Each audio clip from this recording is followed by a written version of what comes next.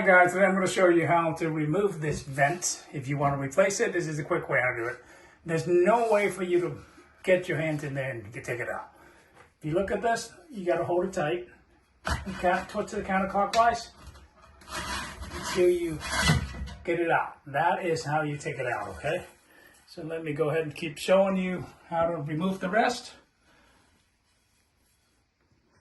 And if you see here, you're going to see some screw. This is how you remove this part. Okay? You remove this housing here. You just kind of take this out. Just remove all that screw. It's fairly easy to do. Okay, let me go and pause the video real quick here. I'm going to remove all these and I'll be right back there. Okay. So once you have successfully unscrew it, what you're going to see next, you will see I've got one other screw drop in there. You see that little, we can zoom in there.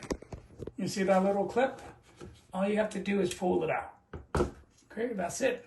It comes to the harness, just clip it out.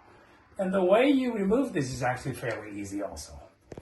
You're going to have to unscrew that, and then you would pull it down.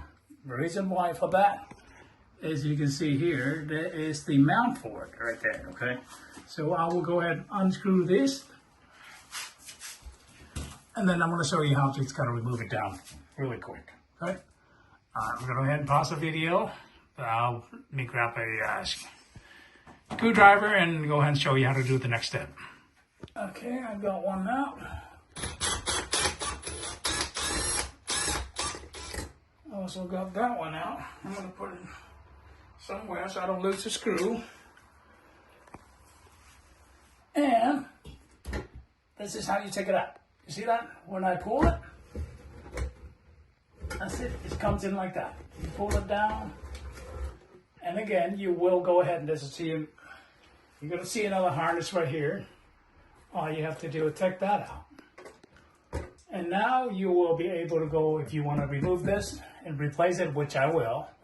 And I got a screw up there, and I got a screw there that mounted it to the starter or the joints is up there, okay? So there you go. There's a couple other screws there that you can take it out, take out the housing, and put the new one in. And so that's it, guy. Hope you liked the video and hope that's been helpful. And I'll see you next video. Thanks for watching.